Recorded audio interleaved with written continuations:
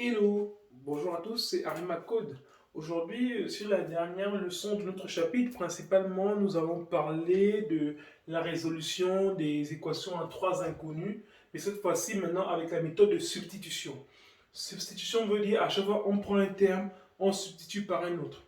On va aller droit au but dans le sujet. Si je prends, on va dire ça.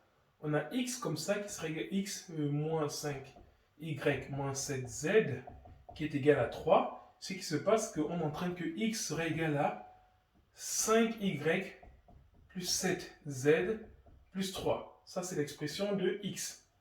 Et donc, ce qui se passe, c'est que cette expression de x, on va la remplacer dans chacune des deux équations pour ne plus avoir x.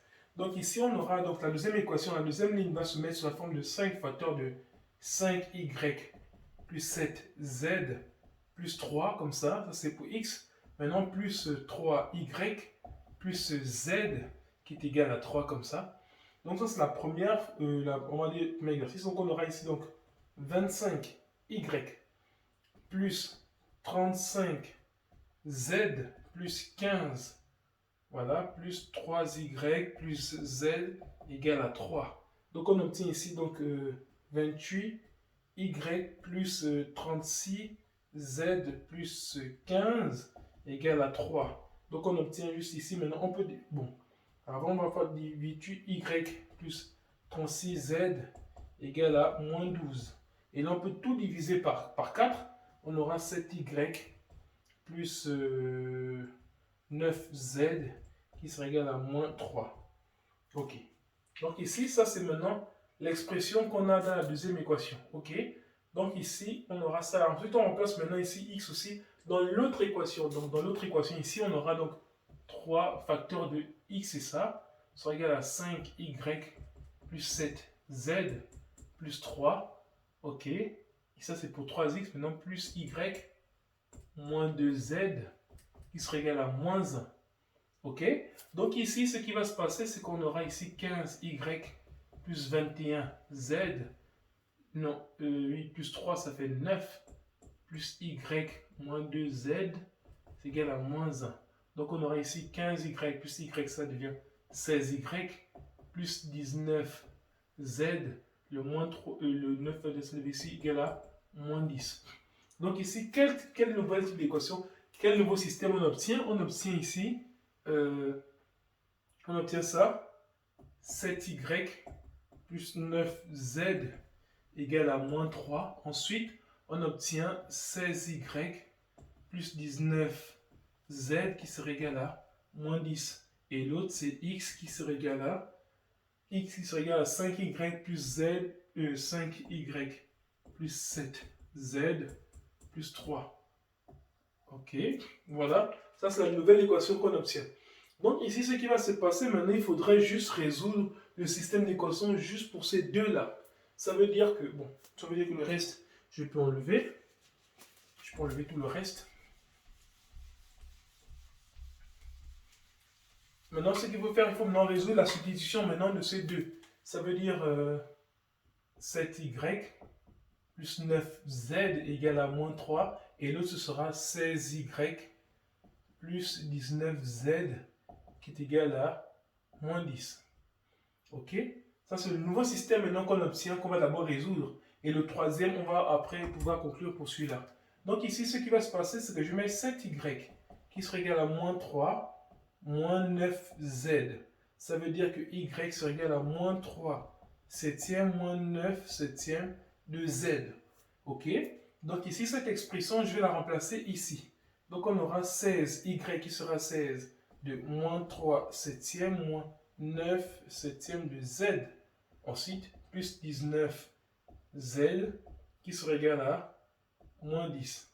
L'astuce maintenant pour ne pas trop manipuler les fractions, on va multiplier tout par 7.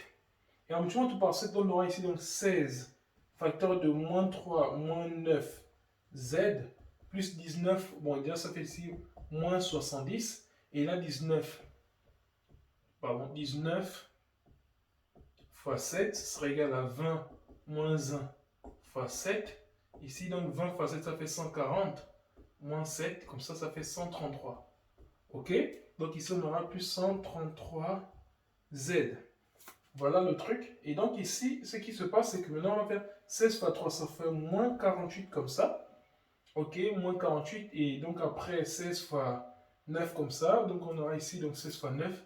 Ça fait 20 moins 4 fois 9.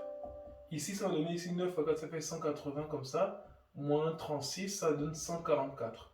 Ok, donc ici, là, ça fait donc moins 144 Z plus 133 Z qui sera égal à moins 70.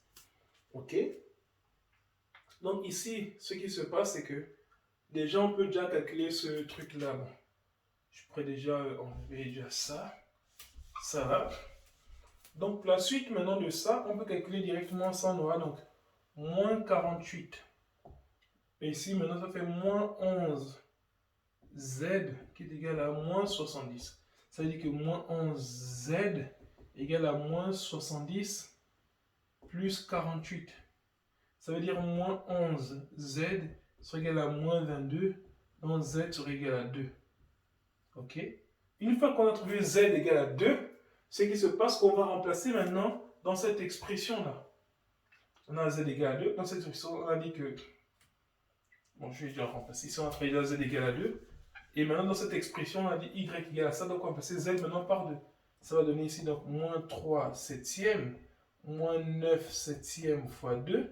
Ça veut dire qu'on aura moins 3 septièmes, moins 18 sur 7.